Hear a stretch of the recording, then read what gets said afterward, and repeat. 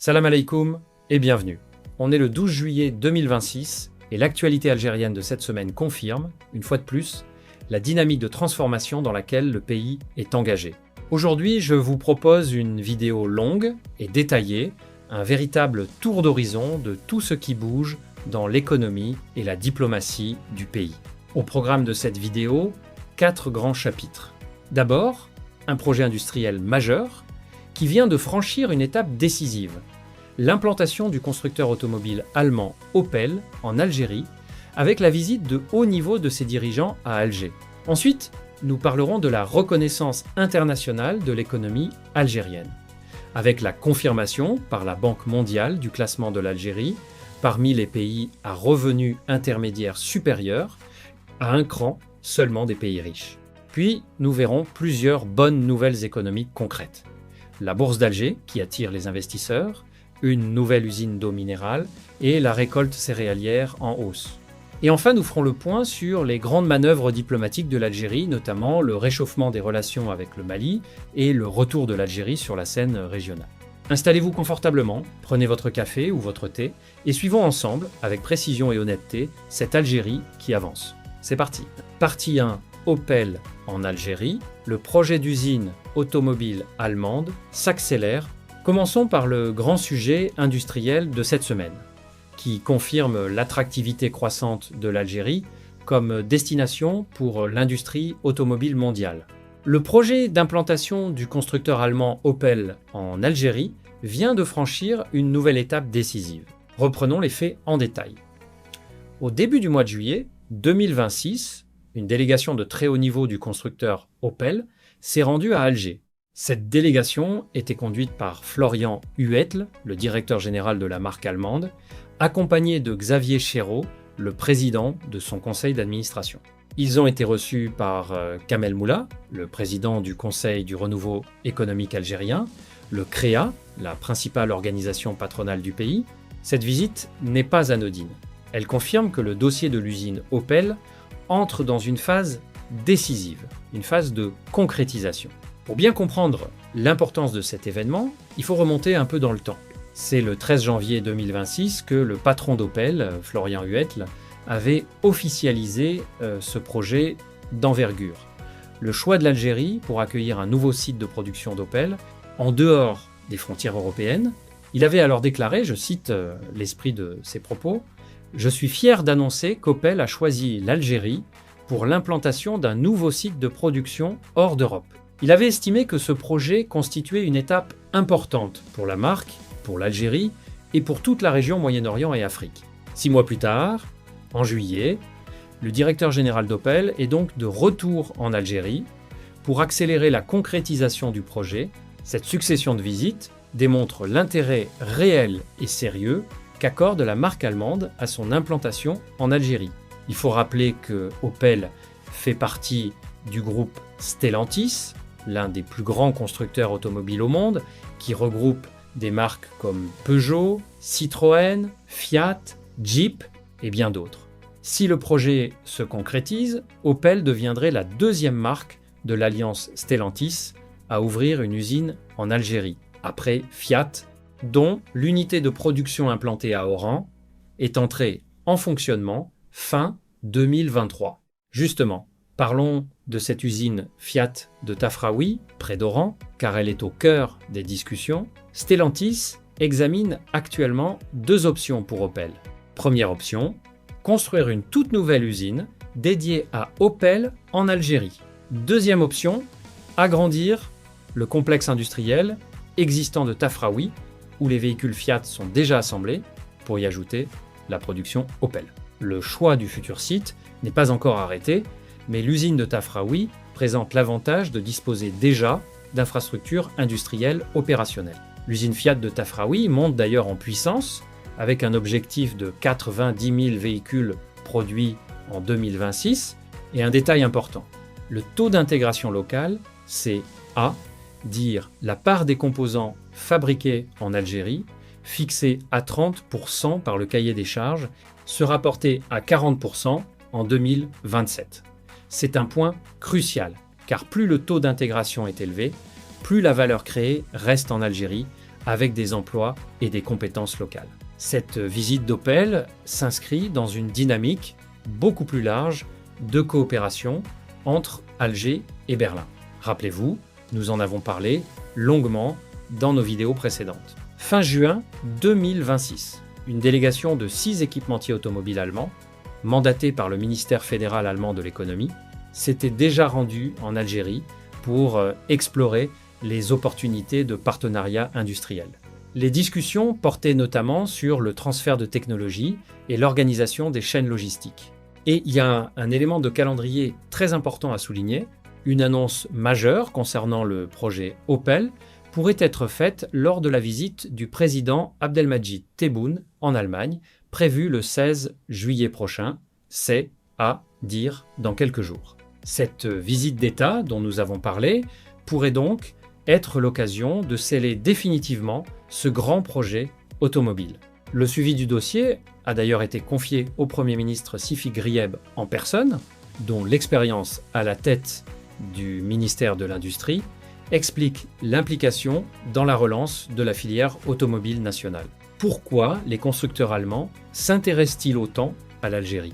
Selon plusieurs spécialistes, les restructurations engagées par l'industrie automobile allemande, notamment chez Volkswagen, poussent les constructeurs à rechercher de nouveaux sites de production plus compétitifs.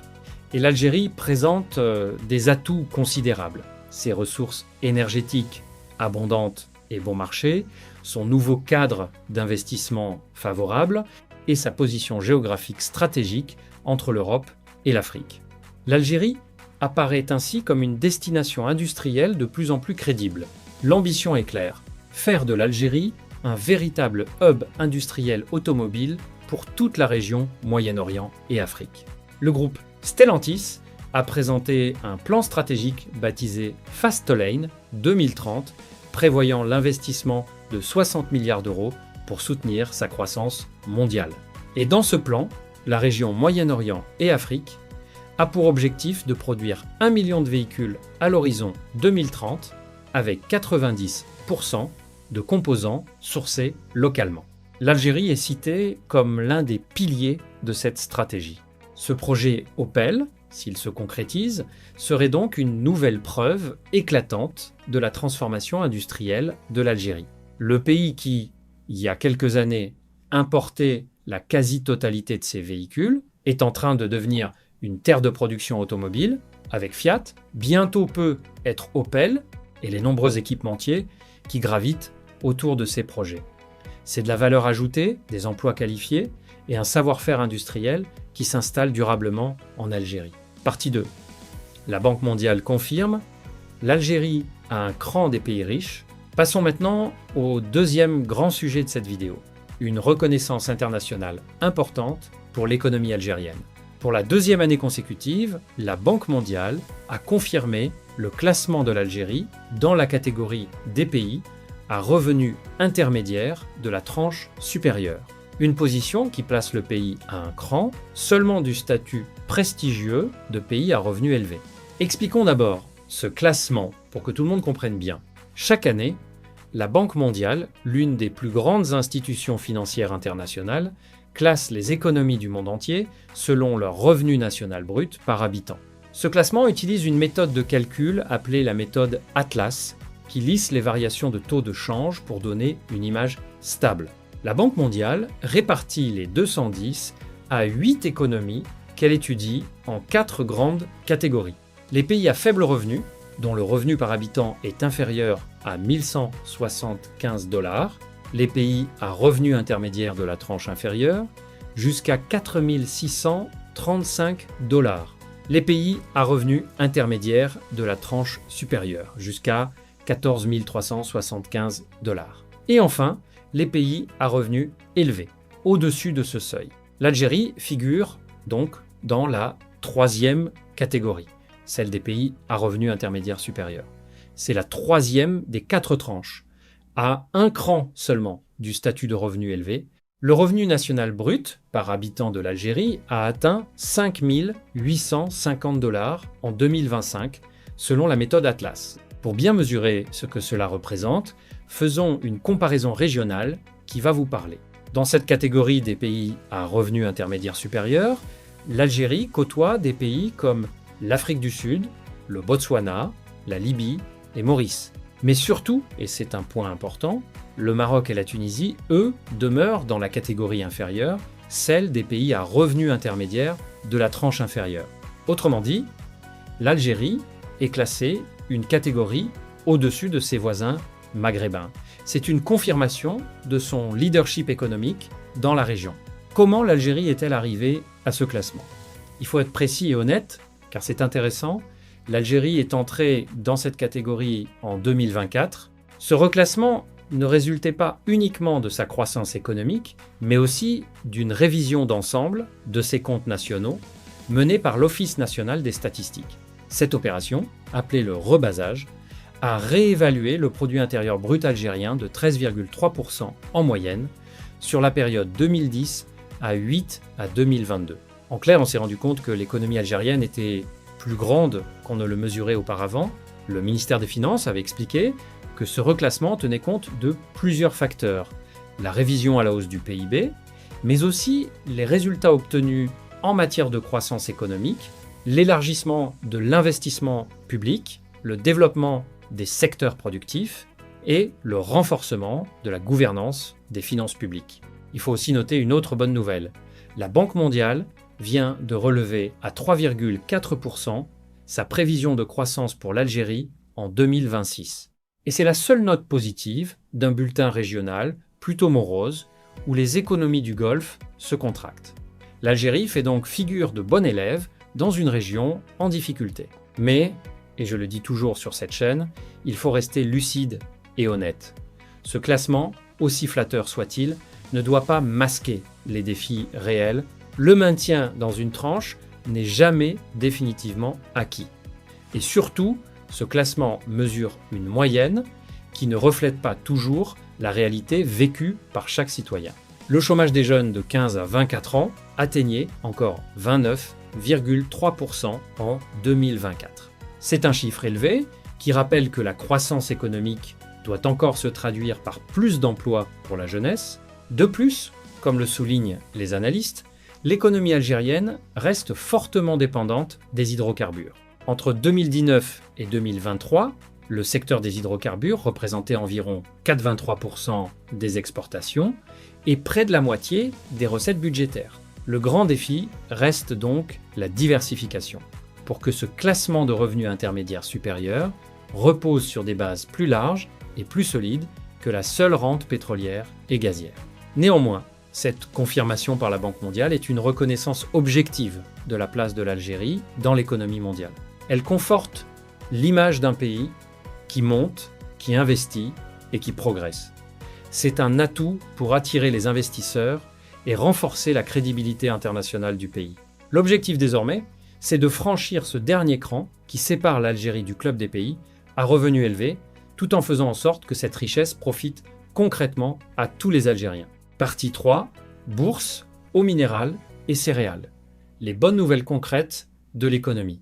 Le troisième chapitre de cette vidéo est consacré à plusieurs bonnes nouvelles économiques concrètes qui, mises bout à bout, illustrent le dynamisme de l'économie algérienne dans des secteurs très variés. Car au-delà des grands projets et des classements internationaux, c'est dans ces réalisations concrètes que se mesure la vitalité d'une économie. Commençons par une nouvelle qui concerne la Bourse d'Alger, un signe de la modernisation du système financier algérien. L'introduction en bourse de l'entreprise Ayrad a été un franc succès, puisqu'elle a été sursouscrite à 138%. Qu'est-ce que cela signifie? Quand une entreprise s'introduit en bourse, elle propose ses actions aux investisseurs.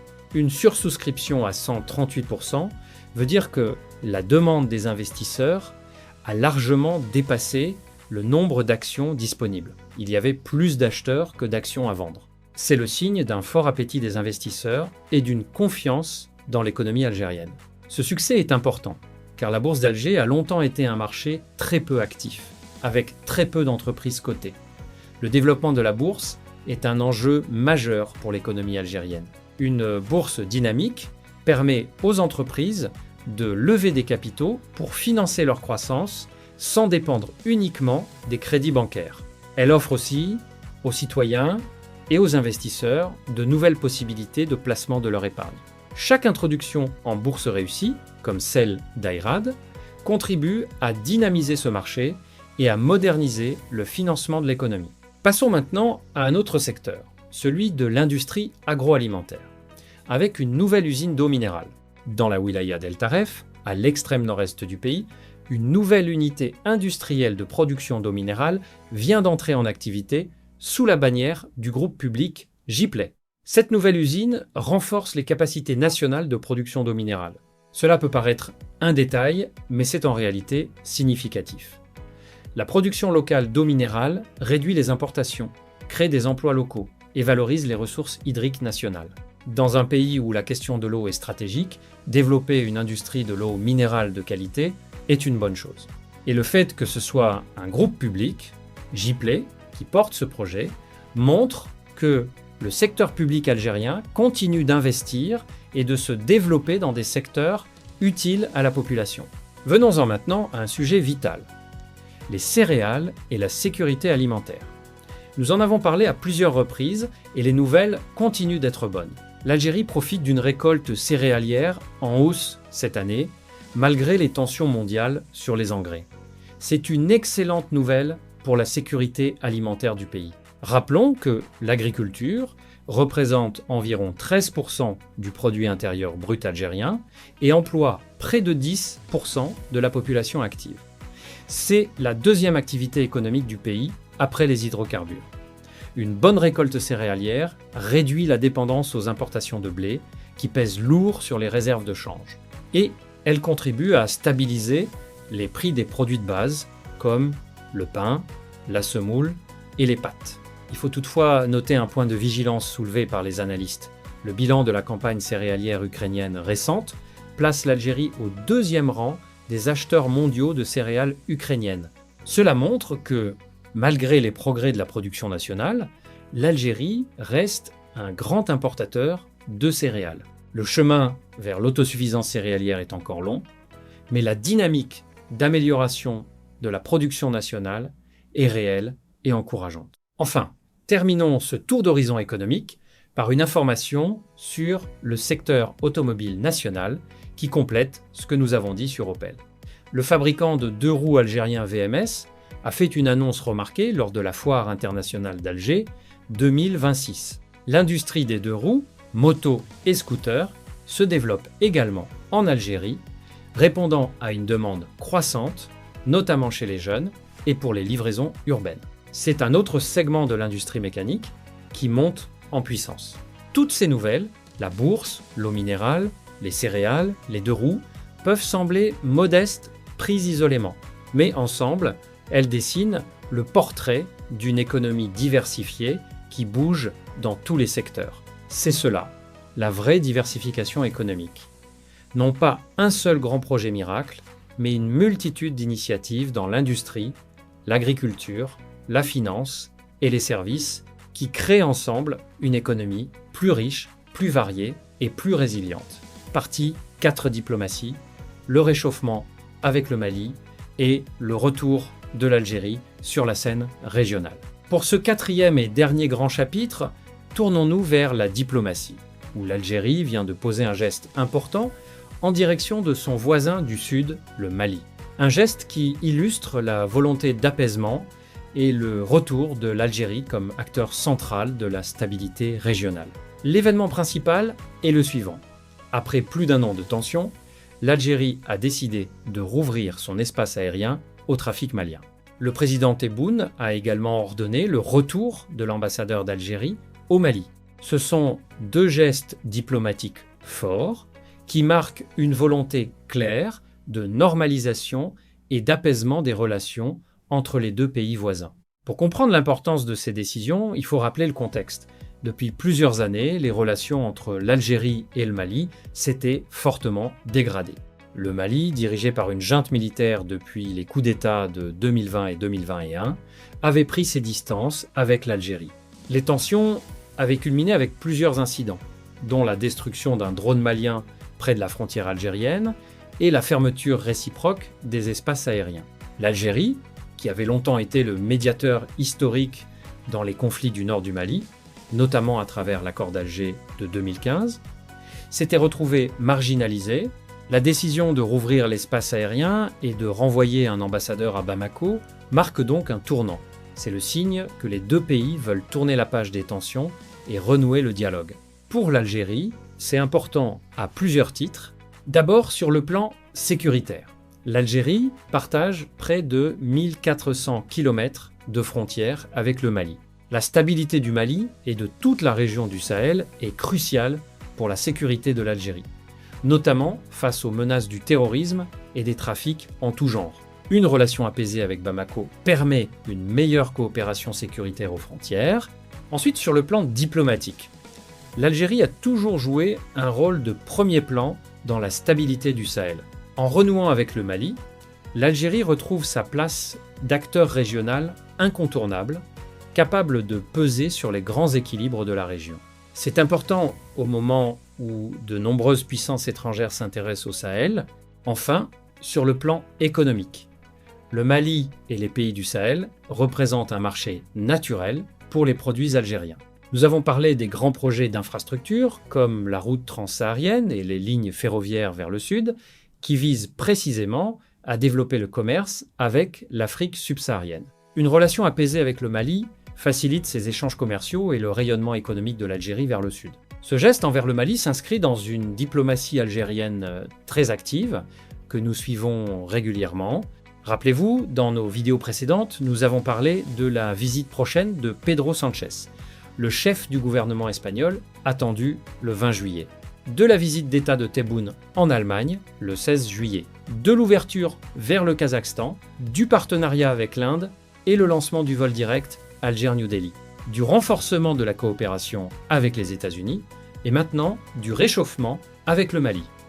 Cette activité diplomatique tous azimuts illustre la doctrine de l'Algérie, le non-alignement actif et le multi-alignement. L'Algérie dialogue avec tout le monde, à l'est comme à l'ouest, au nord comme au sud. Elle défend ses intérêts nationaux avec pragmatisme, sans s'enfermer dans aucun camp, et elle assume pleinement son rôle de puissance régionale en Méditerranée, dans le monde arabe et en Afrique. Sur ce dernier point, il faut souligner que l'Algérie a également porté sa voix au plus haut niveau des débats internationaux consacrés à la sécurité et au maintien de la paix. Le pays est un membre actif des grandes enceintes internationales où il défend ses positions traditionnelles, le respect de la souveraineté des États, le règlement pacifique des conflits, le soutien aux causes de décolonisation et la coopération sud-sud. Le réchauffement avec le Mali est donc bien plus qu'un simple geste bilatéral. C'est le signe du retour de l'Algérie comme acteur central de la diplomatie régionale et continentale. Une Algérie qui, forte de sa stabilité et de son poids économique croissant, retrouve toute sa place sur la scène internationale et particulièrement dans son environnement africain et sahélien. Voilà pour ce grand tour d'horizon de l'actualité algérienne en ce 12 juillet 2026. Une semaine riche qui confirme la dynamique de transformation et d'ouverture du pays. Récapitulons les points essentiels. Le projet d'usine du constructeur allemand Opel en Algérie s'accélère avec la visite de haut niveau de ses dirigeants à Alger. Une annonce décisive pourrait intervenir lors de la visite de Tebboune en Allemagne le 16 juillet. Ce projet confirme l'attractivité industrielle croissante de l'Algérie, appelée à devenir un hub automobile pour toute la région Moyen-Orient et Afrique. La Banque mondiale a confirmé, pour la deuxième année consécutive, le classement de l'Algérie parmi les pays à revenus intermédiaires supérieurs, à un cran seulement des pays riches et une catégorie au-dessus du Maroc et de la Tunisie. Une reconnaissance internationale de la place de l'Algérie, même si les défis de la diversification et de l'emploi des jeunes demeurent. Sur le plan économique concret, les bonnes nouvelles se multiplient. La bourse d'Alger, qui attire les investisseurs avec l'introduction réussie d'Ayrad, une nouvelle usine d'eau minérale à El Taref, et une récolte céréalière en hausse, autant de signes d'une économie qui se diversifie dans tous les secteurs. Et sur le plan diplomatique, l'Algérie opère un réchauffement important de ses relations avec le Mali, en rouvrant son espace aérien et en renvoyant un ambassadeur à Bamako. Un geste qui marque le retour de l'Algérie comme acteur central de la stabilité régionale dans le cadre d'une diplomatie très active et multi-alignée. OPEL, la Banque mondiale, la Bourse, le Mali, 4 sujets, une même direction, une Algérie qui attire l'industrie mondiale, qui gagne en reconnaissance internationale, qui diversifie son économie et qui affirme son rôle de puissance régionale. Pas l'Algérie des discours, mais l'Algérie des projets concrets et des avancées réelles. Bien sûr, comme toujours, des défis demeurent et nous continuerons à les évoquer avec honnêteté sur cette chaîne. La dépendance aux hydrocarbures, le chômage des jeunes qui reste élevé, le pouvoir d'achat, la nécessité d'approfondir les réformes, mais la dynamique est bien réelle. Et chaque semaine apporte son lot de nouvelles qui confirment la transformation en cours. Merci d'avoir suivi cette vidéo jusqu'au bout. Si elle vous a appris quelque chose et aidé à mieux comprendre votre pays, likez, abonnez-vous et partagez-la autour de vous, en Algérie comme dans la diaspora. Dites-moi en commentaire quel sujet vous a le plus marqué. L'usine Opel, le classement de la Banque mondiale, les bonnes nouvelles économiques ou le réchauffement avec le Mali. On se retrouve très bientôt pour continuer à suivre ensemble, avec passion et sans complaisance, cette Algérie qui avance.